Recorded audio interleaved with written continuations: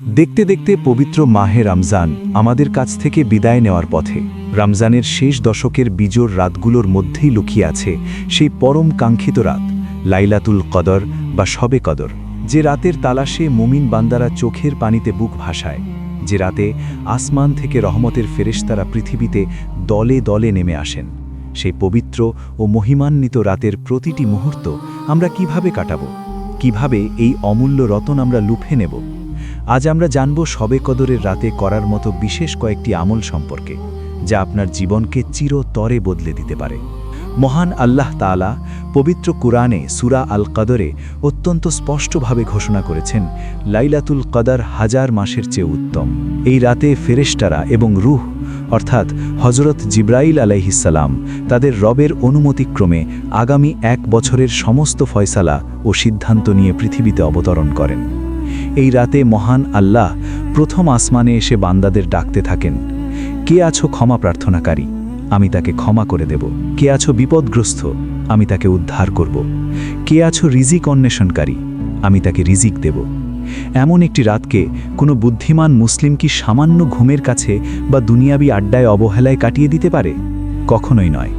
চলুন জেনে নিই এই মহিমান্বিত রাতে আমরা কোন আমলগুলো ধারাবাহিকভাবে বেশি বেশি করব। শবে কদরের প্রথম এবং অন্যতম প্রধান আমল হল নফল নামাজ আদায় করা। এই রাতে বেশি বেশি নফল নামাজ পড়ুন। 2 রাকাত করে আপনি যত খুশি নফল নামাজ পড়তে পারেন। তাহাজ্জুদের নামাজ এই রাতের সবচেয়ে দামি ইবাদত। আল্লাহর রাসূল সাল্লাল্লাহু আলাইহি ওয়াসাল্লাম বলেছেন, যে ব্যক্তি ঈমানের সাথে ও সওয়াবের আশায় লাইলাতুল কদরে রাত জেগে ইবাদত করবে, তার অতীতের সমস্ত গুনাহ মাফ করে দেওয়া হবে। তাই এই রাতে দীর্ঘ সময় নিয়ে খুশু খুজুর সাথে নামাজ আদায় করুন, কেরাত লম্বা করুন, রুকু ও সেজদায় বেশি সময় কাটান।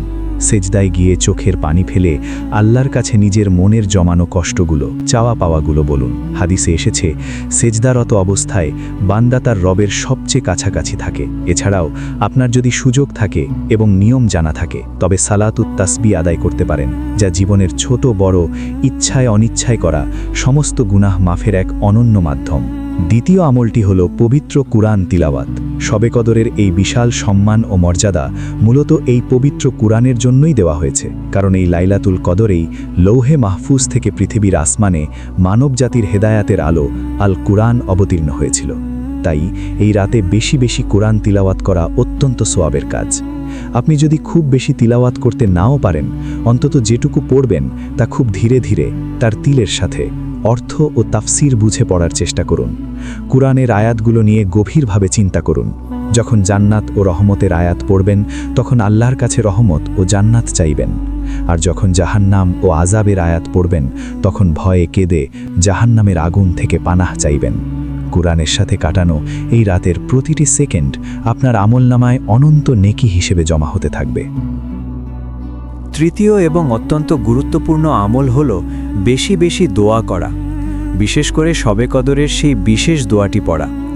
উম্মুল মোমিনিন হজরত আয়েশা রাদিয়াল্লাহু আনহা একবার রাসূলুল্লাহ সাল্লাল্লাহু আলাইহি ওয়াসাল্লামকে জিজ্ঞেস করলেন, হে আল্লাহর রাসূল, আমি যদি জানতে পারি যে আজ রাতটি লাইলাতুল কদর, তবে আমি সে রাতে কি দোয়া পড়ব? তখন রাসূলুল্লাহ সাল্লাল্লাহু আলাইহি ওয়াসাল্লাম তাকে একটি অত্যন্ত চমৎকার ও তাৎপর্যপূর্ণ দোয়া শিখিয়ে দিলেন। দোয়াটি হল, আল্লাহুম্মা ইন্নাকা আফুউন তুহিব্বুল আফওয়া ফাফু আন্নি। এর অর্থ হল, হে আল্লাহ, নিশ্চয়ই আপনি ক্ষমাশীল, আপনি ক্ষমা করতে ভালোবাসেন, সুতরাং আপনি আমাকে ক্ষমা করে দিন। সুবহানাল্লাহ, কত সুন্দর আর অর্থবহ একটি দোয়া। আফু শব্দের অর্থ হল গোনাহ এমনভাবে মুছে দেওয়া যেন তা কখনো করাই হয়নি। এই রাতে উঠতে বসতে, নামাজে, ওযুতে, চলতে ফিরতে সব সময় এই দোয়াটি মুখে জারি রাখুন। আল্লাহ তাআলা ক্ষমা করতে ভালোবাসেন, আর এই রাতে তিনি শুধু তার বান্দাদের ক্ষমার বাহানাই খোঁজেন। চতুর্থ আমলটি হল ইস্তেগফার করা। আমাদের দৈনন্দিন জীবনে চলতে ফিরতে, কথায় ও কাজে আমরা কতই না গুনাহ করে ফেলি, যা আমরা নিজেরাও অনেক সময় বুঝতে পারি না। লাইলাতুল কদর হলো সেই গুনাহের ময়লাগুলো ধুয়ে মুছে আত্মাকে স্ফটিকের মতো পবিত্র করার রাত। তাই এই রাতে বেশি বেশি আস্তাগফিরুল্লাহ পড়ুন। আল্লাহর কাছে কায়ে মনোবাক্যে 2 হাত তুলে নিজের পাপের জন্য ক্ষমা চান। সাইয়্যিদুল ইস্তেগফার বা শ্রেষ্ঠ ক্ষমা প্রার্থনার দোয়াটি বারবার পড়ুন। মনে রাখবেন, আল্লাহ তাআলা অত্যন্ত দয়ালু এবং রহমানুর রহিম। বান্দা যখন নিজের ভুল বুঝতে পেরে অনুতপ্ত হয়ে এক ফোঁটা চোখের পানি ফেলে ইস্তেগফার করে, আল্লাহ তাআলা সাথে সাথে তার জীবনের পাহাড় সম গুনাহ মাফ করে দেন। এই রাতে পৃথিবী জুড়ে ছড়িয়ে থাকা ফেরেশতারা আমিন আমিন বলতে থাকেন। আপনার ইস্তেগফারের সাথে যদি রহমতের ফেরেশতাদের আমিন মিলে যায়, তবে আপনার মুক্তি নিশ্চিত। পঞ্চম আমল হিসেবে জিকির ও তাসবিহের মাধ্যমে রাতটিকে সজীব ও প্রাণবন্ত করে তুলুন। দীর্ঘক্ষণ নামাজ ও তেলাওয়াতের পর শরীর ক্লান্ত হয়ে এলে বিশ্রামের সময়গুলোতে চুপ করে না থেকে জিকির করুন। সুবহান আল্লাহ, আলহামদুলিল্লাহ, লা ইলাহা ইল্লাল্লাহ, আল্লাহু আকবার বেশি বেশি পড়ুন। সৃষ্টির শ্রেষ্ঠ মানব আমাদের প্রিয় নবীজি সাল্লাল্লাহু আলাইহি ওয়াসাল্লামের উপর বেশি বেশি দরুদ ও সালাম পেশ করুন। সুবহান আল্লাহি ওয়া বিহামদিহি, সুবহান আল্লাহিল আযীম এই কালিমাগুলোর আমল করুন। রাসূল সাল্লাল্লাহু আলাইহি ওয়াসাল্লাম বলেছেন, এই বাক্য দুটি দয়াময় আল্লাহর কাছে অতি প্রিয়, উচ্চারণে খুব সহজ কিন্তু মিজানের পাল্লায় অনেক ভারী। জিকিরের মাধ্যমে অন্তর প্রশান্ত হয়, অন্তরের মরিচিকা দূর হয় এবং আল্লাহর নৈকট্য লাভ করা সবচেয়ে সহজ হয়। ষষ্ঠ ও শেষ যে আমলটির কথা বলবো তা হলো খাঁটি তওবা এবং আত্মসমালোচনা বা মুহাসাবা। রাতের একটি নির্দিষ্ট অংশে সম্পূর্ণ একাকী একটি নিরিবিলি জায়গায় বসে নিজের জীবনের হিসেব মেলান। শৈশব থেকে আজ পর্যন্ত কত গুনাহ করেছেন, কত মানুষের হক নষ্ট করেছেন, কাউকে কটু কথা বলেছেন কিনা, বাবা মায়ের অবাধ্য হয়েছেন কিনা, আল্লাহর কত হুকুম অবলীলায় অমান্য করেছেন, সব কিছু একে একে স্মরণ করুন। নিজের অপরাধী রূপটি নিজের বিবেকের সামনে দাঁড় করান এবং আল্লাহর দরবারে একজন ভিখারির মতো বিনয়ের সাথে তওবা করুন। তওবায়ে নাসুহা বা একনিষ্ঠ তওবা করুন।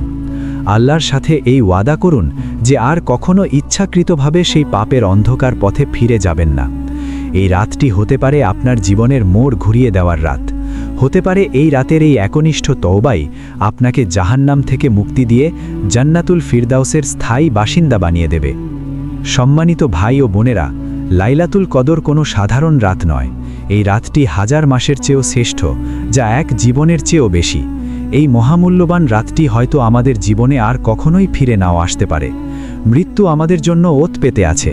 কে বলতে পারে আগামী রমজান পর্যন্ত আমাদের হায়াত থাকবে কিনা? তাই এই পবিত্র রজনীকে কিছুতেই অবহেলায়, ঘুমে বা আড্ডায় নষ্ট করবেন না। মহান রব্বুল আলামিন আমাদের সবাইকে লাইলাতুল কদরের পূর্ণ ফজিলত নাসিব করুন। আমাদের সমস্ত ইবাদাত, রুকু, সেজদা ও চোখের পানি কবুল করুন এবং আমাদেরকে তার ক্ষমা পাওয়া প্রিয় বান্দাদের অন্তর্ভুক্ত করে নিন। আমিন ইয়া রাব্বাল আলামিন।